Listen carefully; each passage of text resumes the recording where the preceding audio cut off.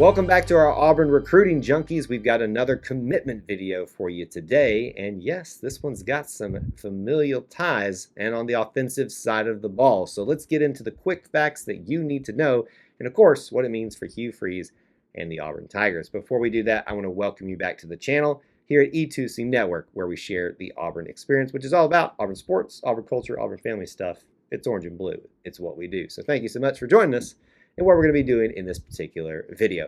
Now, I know a bunch of you troll fans that are out there that like to come to Auburn spaces and prove that we live rent-free in your hand have been dancing on Auburn's grave in terms of recruiting. A little momentum starting to build here. For those of you that are Auburn fans that are panicking, see, I told you, stop panicking. I'm not saying everything's hunky-dory once again, but as we're sitting right now, there is a little bit of momentum building with this commitment as well. So let's give you some facts about that particular person.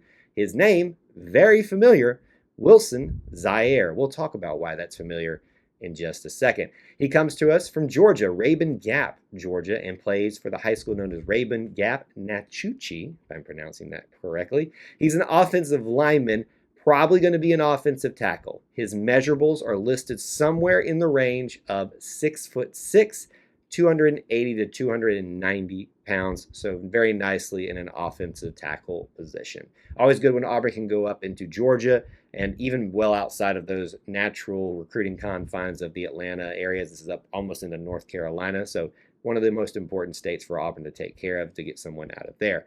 So what's the big story here? Just a familiar name, nothing really big, right? Of course it is. Wilson Zierer, you'll know that name, former offensive tackle for Auburn football. This is his brother. So Auburn is all about family stuff, family ties, the Auburn family, all that stuff. I know we play it up a lot. It's real though. And we have a lot of history of bringing family members into the fold. You've got the Falks that are here right now.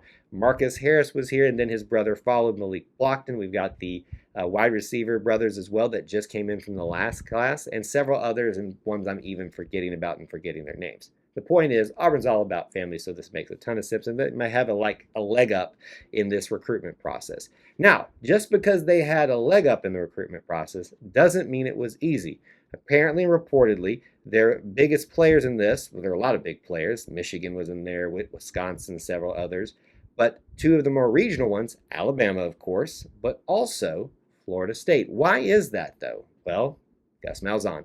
Gus Malzahn is the offensive coordinator now at Florida State, and obviously has a big impact on his brother Killian. So you can understand why that relationship was already there, and don't mistake it. I'm sure they're still going to keep pushing for him throughout the recruiting cycle. But for now, Wilson stayed with the Auburn family, the first family to kind of get connected with his family and his brother Killian. Now, let's talk about the rest of the news here, the rest of the story behind this. What does this mean? What does his commitment mean for Auburn football, for himself, for the class, all those things? We start by talking about the numbers, right? We talking about what it looks like at the time of his commitment. When he committed, 10 total commits in the class. There are 7 on the offensive side of the ball now. That means 3 with the defense, and then, excuse me, I did the math wrong there. 6 on the offensive side of the ball, 3 on the defense, and 1 specialist in this. With the rest of the class breakdown, it's the 3rd offensive lineman in the class. You've also got 2 offensive tackles in the class now, and the 3rd from the state of Georgia. What does this mean in terms of his playing time, or what we can speculate for his playing time when he arrives? Well, we look at the depth chart that's currently here. And if you look at that depth chart, or at least suspected depth chart, you're going to see a lot of names that probably won't be here next year, but there are guys behind them that have been waiting for their turn. So that next wave is getting to almost take over, not in fullness, but just a lot of them once this year is over, that being when his freshman season will begin.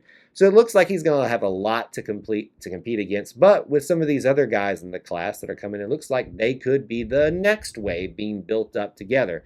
So I'm just going to approach it this way. He's a freshman offensive lineman, unless they are just outstanding. Typically don't break through the depth chart all that fast, but we'll be encouraged to see if we see that from him. He's got a good pedigree, after all, with the Zierer name. And finally, what does this mean for the class, his commitment mean for the class, for his position in the class, the skill position?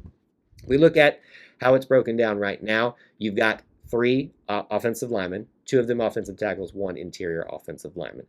I would just go ahead and venture out to say we ain't done yet, specifically across offensive linemen. You could make the case you got 2 offensive tackles, but people change positions sometimes, so you might bring in a couple more just to make sure you have some extra. Somebody might also want to change from offensive guard or interior offensive lineman to offensive tackle.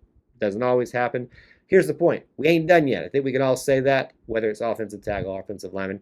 He is the next wave in building up this class for the 2026 offensive lineman portion of it.